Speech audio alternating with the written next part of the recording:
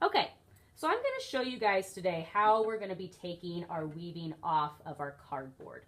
The first step is you're going to just take any yarn that was left on your weaving and pull it out.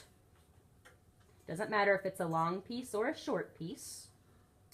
And what you have to do is you have to tie this yarn onto a white thread, sort of similar to what you did at the very beginning. This is so that your last thread can't come undone. We need to tie it so it's secure. So I have a really long piece. I'm just going to trim it off a little bit so that it's easier for me to tie my knot. But as always, it is a little easier to tie a knot if you have a nice long piece. Short pieces are going to be a little harder for that. So what I'm doing is I'm just going to wrap this around a white thread, like so, to create kind of a loop. And then I'm putting the thread through the loop to create a twisty area. There's my twisty part right there. And we all know now that once you pull the twisty part tight, that's what creates the knot. There. Now when I pull on this yellow thread, it's connected to the loom, so it can't come undone once I take it off. If you need help with this, it would be a really great thing that your neighbor could help you with. That's okay with me. Okay, so now we can trim that off after our knot is tied up. Now the next part is we are ready to take our weaving off of the loom. So we're going to flip it to the back. All right. Now once we flip it to the back, the first step is you're going to have to remove the masking tape. So I'm just going to pick it off carefully, trying not to mess up the cardboard too much. Okay, so there's one piece. I'll put that to the side. Here's my second piece. You can save the piece that has your name on it if you like, because you could stick it to your loom or your weaving when you're done, and then your weaving will have your name on it. So I'm going to save that over there too. All right, now after the masking tape is gone, this is the exciting part. We are actually going to cut through the yarns on the back of our loom. We're going to cut right through the middle. Not here, not here, but right through the middle, just like this. One by one. Okay, so now I'm going to flip this over back to the front. And the next step is you're going to have to really carefully pull these white yarns out without pulling them out of your weaving completely. So this part is actually a little tricky to do. These are a little stuck back here. Okay, so the reason it's tricky is because if you pull these out of the actual weaving itself, your weaving is going to totally fall apart. So I sort of like to put my hand on the weaving so that as I pull each white yarn out of the cardboard, that's as far as the yarn goes. Doesn't come out of my weaving all the way. There we go. I'm going to do the same thing to the other side.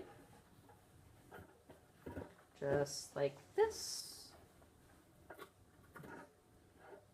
And just like that, your weaving is free.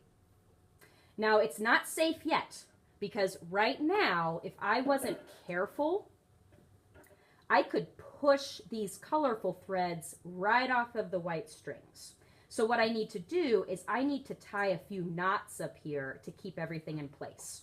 So what I do is I very carefully straighten this out, really gently, because you don't want to accidentally comb any of these threads off. You just want the white ones straight. And then you can take your first two pieces of yarn and tie a knot with them. I'm going to cross it, loop it under and up, gently pull it down so that it just barely touches the top of your weaving. And then to make it a knot, we have to do the same step again. Cross, loop it under, pull. Now that knot is going to keep my colorful threads from being pushed off of the weaving. So now I'm going to do that step again. Cross, loop it under, pull. Not too tight so that you don't scrunch your weaving up too much.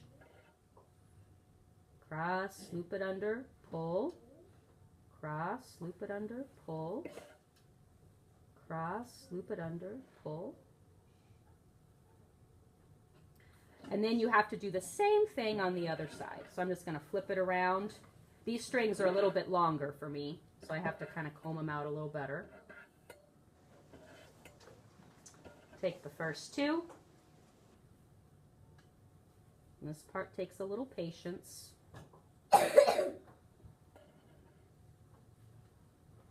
Just like this.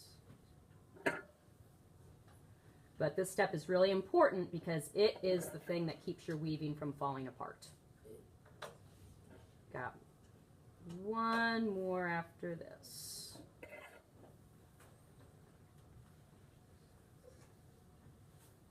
Okay. And then your weaving is complete. If you want to trim off some of these white threads so they're a little bit shorter, that's okay to do now because you've got your knots tied, so you don't really need those long pieces anymore. Also, there's a little bit of an extra fancy thing you can do to your weaving if you like. I have some trays of beads and feathers.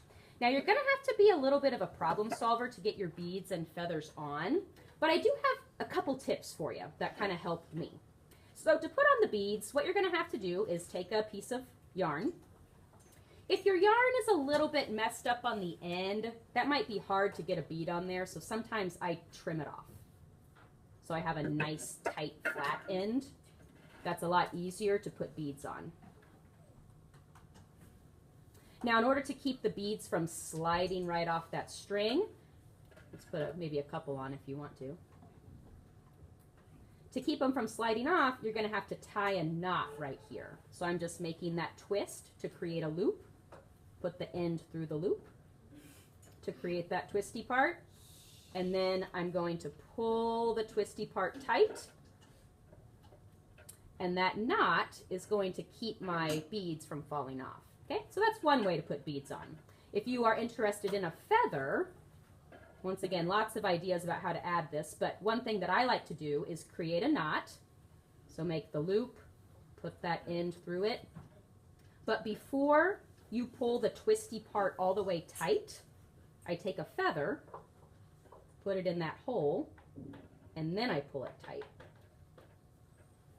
So that's just a couple ideas about how to add these decorations. There are lots of other ideas that you can come up with on your own. However you get the beads and the feathers to stay is fine with me.